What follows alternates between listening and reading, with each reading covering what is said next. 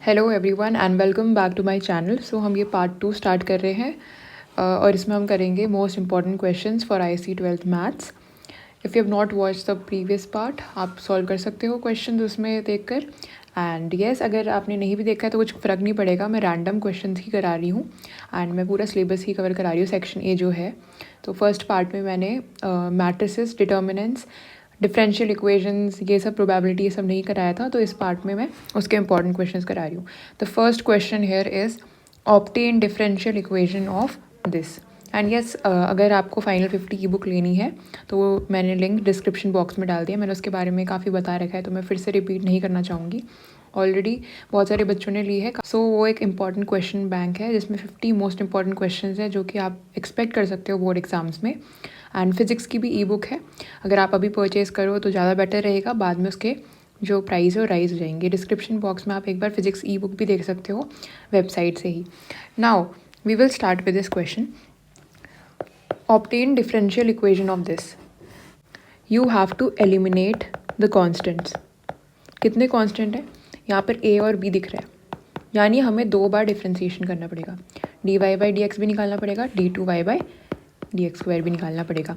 सो आप ये ध्यान रखो कि जितने कांस्टेंट होते हैं उतने बार आपका डिफ्रेंसिएशन होगा।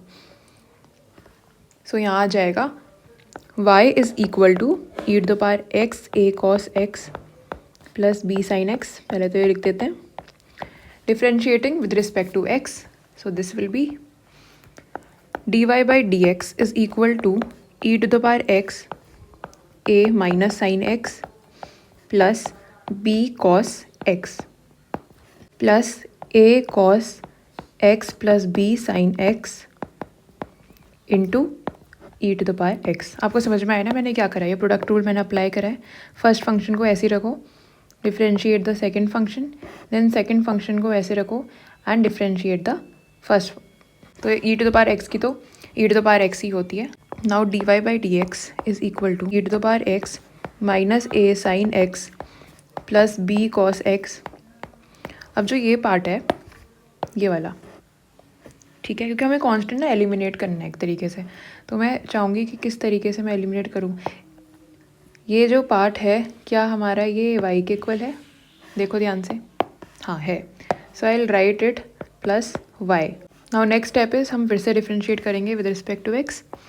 कांस्टेंट अभी भी एलिमिनेट नहीं हुआ है क्योंकि, ठीक है, इक्वल टू e⁻x इंटू, अब इसको डिफ्रेंशिएट करेंगे ना, minus a cos x minus b sin x minus a sin x plus b cos x into e⁻x plus dy/dx। देखो ये वाला पार्ट भी तो डिफ्रेंशिएट करना है ना। अब देखो ध्यान से इसमें देखना, अभी हमारा ये जो पार्ट है, अगर मैं माइनस कॉमन ले लूँ, ठीक है, माइनस मैंने बाहर ले लिया, अंदर बच जाएगा आपका ये, तो ये आपका क्या y के इक्वल नहीं आ गया? ध्यान से देखो यहाँ से, है ना, ये y के इक्वल आ गया, तो मैं माइनस y लिख दूँगी इसकी जगह। dy/dx is equal to minus y plus, and जो आपका ये वाला पार्ट है, एंड देखो क्योंकि हमें एलिमिनेट करना है ये भी कैसे भी, तो ये वाला पार्ट आप देखो और यहाँ कंपेयर करो इसको। सो जो हमारा ये इक्वेशन है, अगर हम इसको y को उधर ले जाते थे, ठीक है, तो ये e⁻x minus a sin x plus b cos x आ रहा है। ध्यान से देखो एक बार, है ना, तो मतलब इस पूरे इक्वेशन की जगह मैं dy/dx माइनस y लिख सकती हूँ, dy/dx माइनस y, बचा क्या? Plus dy/dx। आई होप समझ में आ गया होगा। यहाँ पर तो d2 था ना, ठीक है। नाउ d2 अब एलिमिनेट सब कुछ हो गए हैं, यानी आपका आंसर आ गया है। तो माइनस y इस साइड में ले जा लेती हूँ, प्लस 2y कर लेती हूँ, और यह minus 2dy/dx equal to 0।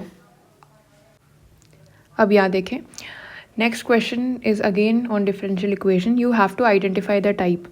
Type कैसे आइडेंटिफाई करोगे? पहले एक बार इसको ऐसे लिख देते हैं, सिंप्लीफाई कर देते हैं, x प्लस 2y² dy, है ना। इसको सॉल्व करना है आपको, इस डिफरेंशियल इक्वेशन को। अगर मैं ऐसे लिख दूँ dx/dy is equal to x plus 2y² upon y। क्या ये होमोजीनियस है? नहीं, कैसे पॉसिबल है, पावर्स थोड़ी ना है सेम डिनोमिनेटर एंड न्यूमरेटर के। अगर हम इसको ब्रेक करें, dx by D Y is equal to X by Y plus 2y। ठीक है, तो मैं इसके आगे dx by D Y minus X by Y equal to 2y ऐसा कुछ इक्वेशन मैं बनाना चाह रही हूँ। ये बताओ क्या ये dx by D Y plus P X equal to Q के बराबर नहीं है? इस टाइप का इक्वेशन है ना ये, एलडी फॉर्म है।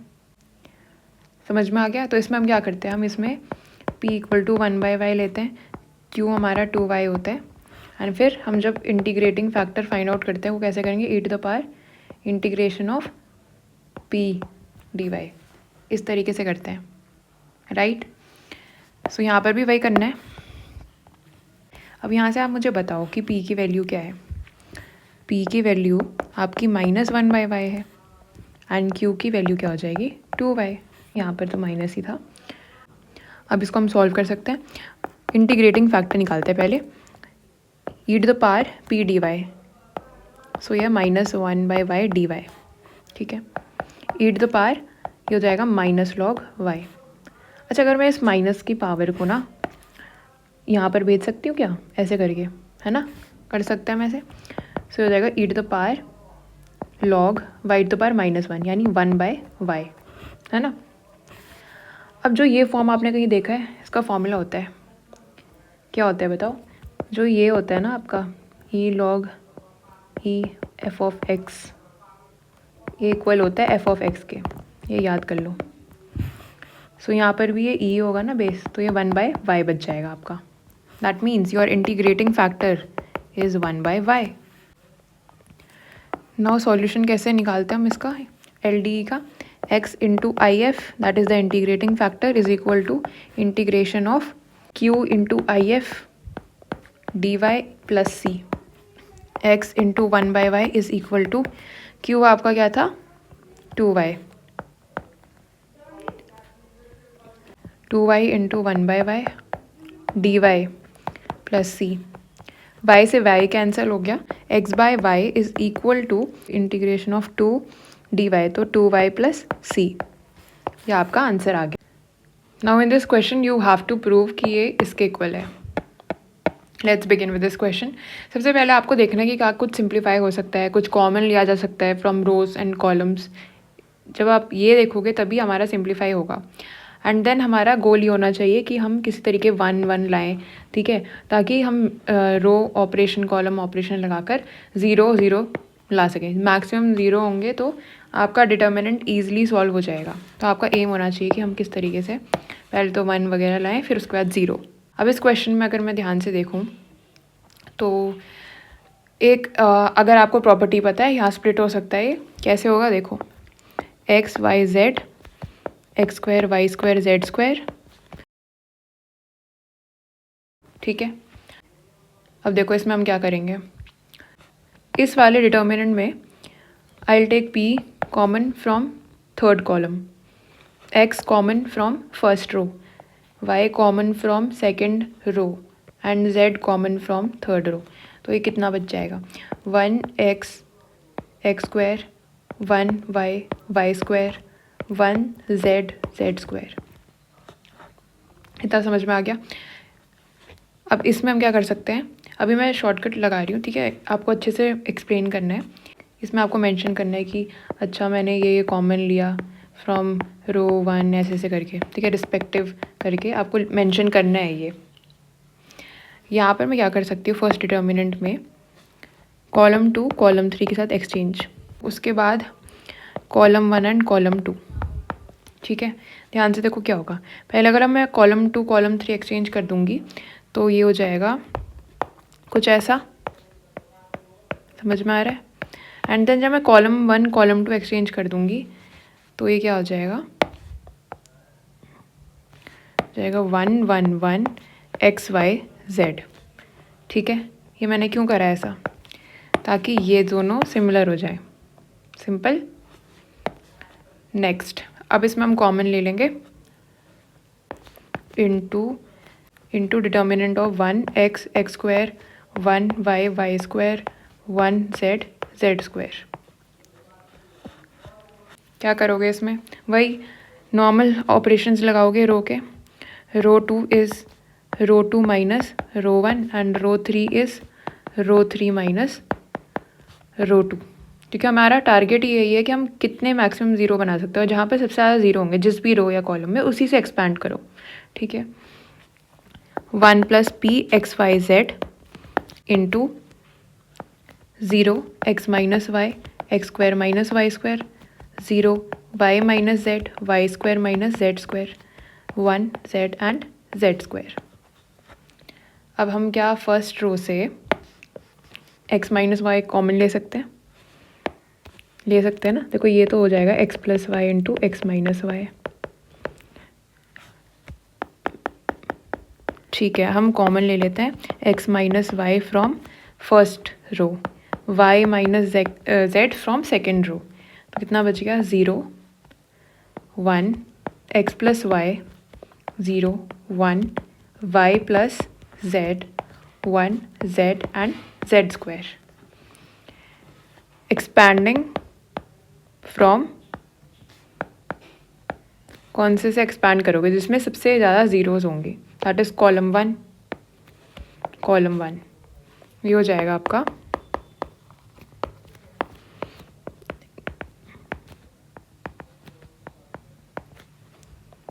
1 इंटू, अब उस को हाइड करके ये क्या बचा? y plus Z minus X minus Y. आपको पता है ना कि जहाँ से भी एक्सपैंड करते हैं, जैसे मैं यहाँ से एक्सपैंड करी तो देखो 0 0 तो 0 ही आएगा। जो ये है इसका आप रो और कॉलम हाइड कर दो।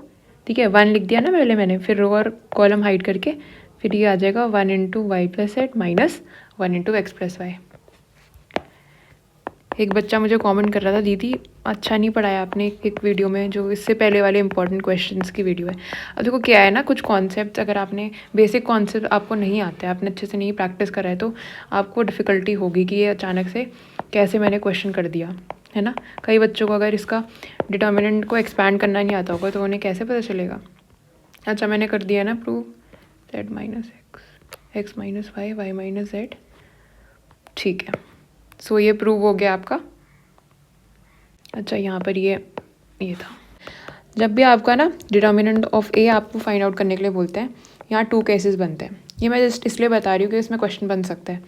डिटर्मिनेंट ऑफ ए अगर हमारा 0 नहीं है, और डिटर्मिनेंट ऑफ ए अगर हमारा 0 है। अगर हमारा 0 नहीं है ना, इसका मतलब जो ए है आपका, ए जो आपका है that is non singular.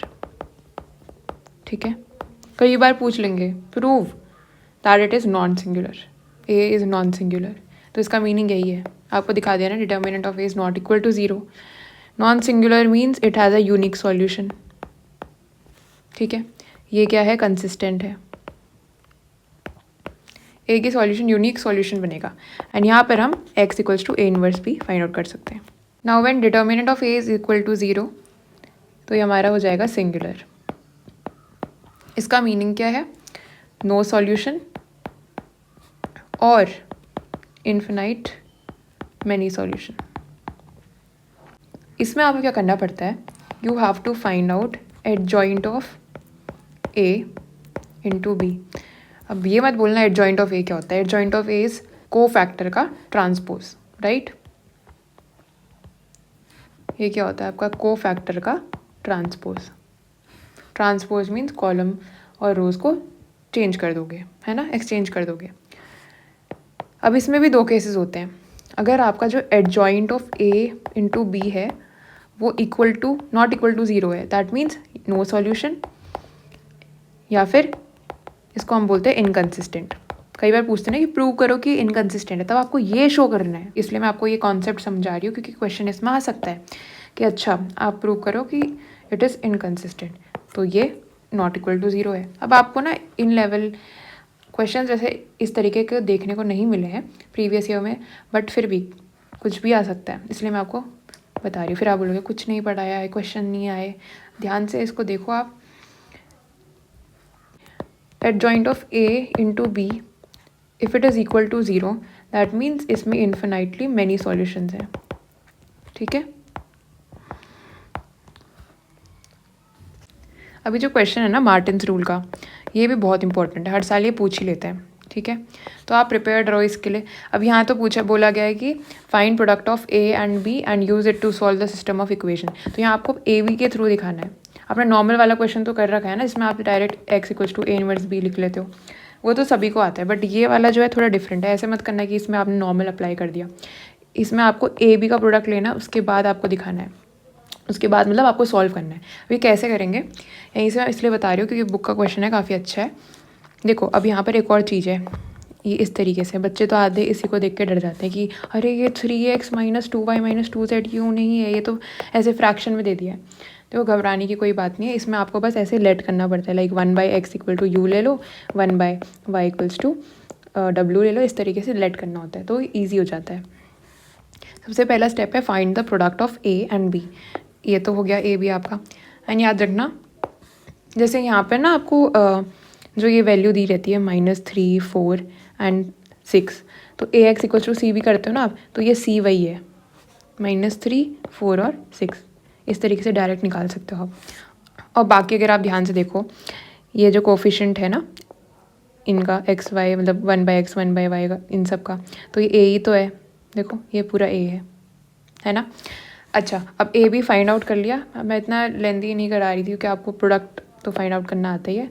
Product find out करने पे आपका आ गया है ए बी = 152, 1001, ये क्या होता है, आई होता है ना, तो ये आपका आ गया 152 आई, ठीक है। ये देखो यहाँ 152 आई आ गया।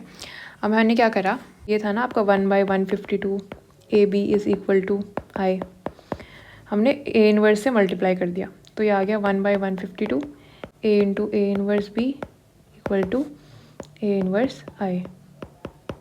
ये क्या होता है आपका, आई तो होता है, तो क्या बचा 1/152 आई बी क्या होता है, बी = ए इनवर्स आई। इस तरीके से हो रहा है ये, यहाँ पर भी वही हुआ है।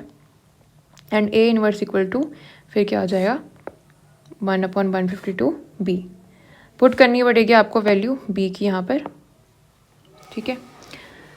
उसके बाद आपको क्या करना है, जब आपने ए इनवर्स फाइंड आउट कर दिया, अभी जो सिस्टम ऑफ इक्वेशंस है उसको लेट कर लेना है। तो यहाँ पर मैंने क्या करा, 1/x को लेट कर लिया u, 1/y को लेट कर लिया v एंड 1/z को लेट कर लिया w। बहुत इंपॉर्टेंट क्वेश्चन है, अच्छे से कर लो एक बार प्रैक्टिस, ठीक है। बाकी टाइप भी कर लो मार्टिन्स रूल के, जो एक और टाइप है इसमें डायरेक्ट ए इनवर्स निकालते हैं हम, है ना, x = a इनवर्स b लिखते हैं मतलब इसमें हम। फिर उसके बाद ये 3 इक्वेशन बन गया और लास्ट में सब्स्टिट्यूट करना मत भूलना। अब इसको हम कैसे लिख सकते हैं, ax = c लिख सकते हैं, है ना। ये a था आपका गिवन, ये आपका x वाला मैट्रिक्स एंड c, फिर यहाँ से x = a इनवर्स c। सो ये आ गया। इसका फॉर्म है लीनियर इंटू क्वाड्रेटिक। आपको पता होगा ना, ये px + q into √(ax² + bx + c। आपको सारे फॉर्म्स आपको पता रहना चाहिए किस तरीके से हम इनको सॉल्व करते हैं, ठीक है। इन टाइप्स को हम कैसे सॉल्व करते हैं, वैसे थोड़ा सा कॉम्प्लिकेटेड है, थोड़ा क्या मतलब बच्चे इसको इग्नोर ही करते हैं और पेपर में आने के चांस भी बहुत कम है, बट मैं इसलिए करा रही हूँ। अगेन कुछ भी क्वेश्चन आ सकता है, पिछली बार डिफ़िकल्ट पेपर बन गया था, है ना, बच्चों की हवाइयाँ उड़ गई। तो मैं चाहती हूँ कि चलो ये ट्राई कर लेते हैं, इसको मैं समझा देती हूँ किस तरीके से करते हैं। एंड जितने भी टाइप्स हैं ना, आप उसको एक बार प्रैक्टिस कर लो, लाइक लीनियर अपॉन क्वाड्रेटिक या फिर integration of dx upon quadratic, इस तरीके से सॉल्व कर लो आप एक बार टाइप्स को। अब जब इस तरीके के क्वेश्चन आते हैं, इसको कैसे सॉल्व करना है मैं आपको बता देती हूँ, ठीक है। पहले तो आपको जो ये है x + 2, जो भी आपका ये गिवन है लीनियर में, उसको = लिख देना है d/dx ऑफ, जो भी क्वाड्रेटिक लिखा है ना उसको लिख देना है, ये अंडर रूट नहीं लगाना है। स्टेप्स देखो, आप स्टेप्स फॉलो करो, ठीक है। एंड हाँ, यहाँ पर a लगा देना, a, ये तो मैं भूल गई थी, प्लस b, ठीक है। a d/dx ऑफ जो भी आपका क्वाड्रेटिक है प्लस b। इसे आपको a और b फाइंड आउट करना है, मैं आपको बताऊंगी कैसे करना है। सो ये आ जाएगा x + 2 = a × 4x + 2 plus b। अब इसको एक्सपैंड कर दूंगी, प्लस 2a + b, है ना, x + 2। जो ये है ना, x का कोफिशिएंट क्या है और यहाँ पर x का कोफिशिएंट क्या है, उसको कंपेयर करना है। तो यहाँ पर हमारे पास ये है और बाकी जो है उसको लिख देना है। यहाँ से आपका a की वैल्यू आ गई 1/4। जो भी देखो, सिर्फ यहाँ पर x यहीं पर है ना, तो x का कोफिशिएंट और यहाँ पर से भी x का कोफिशिएंट लेना है बस। कोफिशिएंट मतलब उसके साथ जो है, ये हो जाएगा a equals to 1/4, 2 equals to 2 into 1/4 plus b। So ये आ जाएगा 2 माइनस 1/2, 4 माइनस 1, 3/2। अब बस क्या करना है हमें, जो ये x प्लस 2 है इसके जगह हमें ये लिख देना है। a हमारी वैल्यू हमने a और b निकाल दिया ना, अब x प्लस 2 की जगह बस ये लिख देना है आपको। क्या ये हो जाएगा 1/4 इंटू 4x प्लस 2 प्लस 3/2। आपको ये लिखना है इसके जगह, ठीक है। हम लिख देते हैं इसको, integration of 1/4 into 4x plus 2 plus 3/2। आप बोलोगे दीदी ये तो आपने और कॉम्प्लिकेटेड कर दिया। नहीं नहीं, ये कॉम्प्लिकेटेड नहीं है, यही टाइप है, इसी मेथड से हम सॉल्व करेंगे। अभी आपको पता चलेगा कैसे हो रहा है सॉल्व। पहले लिख तो लो, सब्र करो भाई। हाँ, under root of 2x² plus 2x plus 1, under root of 2x² plus 2x plus 1, ये आपका तो ब्रैकेट में था, ठीक है। मल्टीप्लाई में, ये याद रखना। देखो अब इसका हमें इंटीग्रेशन करना है। Under root of 2x² plus 2x plus 1 dx plus, ये पूरा है ना इंटीग्रेशन, हमें मल्टीप्लाई करना पड़ेगा ना पहले। ऐसे क्या देख रहे हो कि समझ ही नहीं आ रहा है। प्लस इंटीग्रेशन ऑफ, ये तो मैंने बाहर लिख दिया, under root of 2x² plus 2x plus 1 dx। समझ में आ गया आपको? ठीक है। अब मुझे बताओ क्या करेंगे, कैसे करें इसे, ये वाला फर्स्ट पार्ट। अगर मैं यहाँ देखूँ, अभी सिर्फ फर्स्ट वाले में देखो, इस वाले में ध्यान देना, ठीक है, इसी की बात कर रही हूँ। If I take 2x² plus 2x plus 1 equal to t, and यहाँ डिफ्रेंशिएट करके आ जाएगा 4x plus 2 dx equal to dt। हो जाएगा सब्स्टिट्यूट, कैसे होगा, 1/4 integration of dt by t। तो फर्स्ट तो आपका सॉल्व हो जाएगा, है ना, log t आ जाएगा, फिर t की वैल्यू आप पुट कर देना।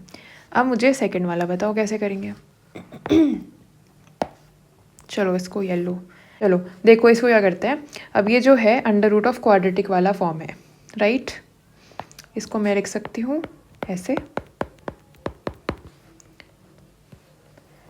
अब इसमें क्या करना होता है ना, अंडर रूट ऑफ क्वाड्रेटिक में पहले तो आप ना 2 कॉमन ले लो। आपको इसको जो x² का कोफिशिएंट है इसको 1 बना दो पहले तो ये अंडर रूट ऑफ 2 बाहर निकल गया।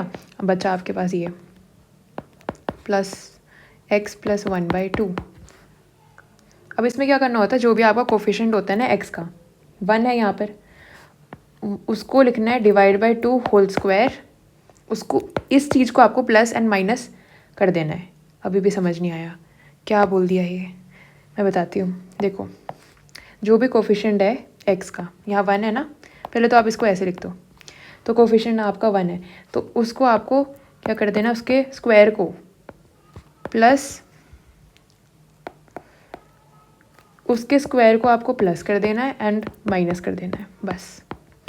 क्यों करा ये दीदी, आप तो कॉम्प्लिकेटेड बना रहे हो। और ये इसलिए करना है ना ताकि आपका एक फॉर्म बन जाए। देखो अब आपको मैजिक दिखेगा, प्लस 1/4 माइनस 1/4 प्लस 1/2।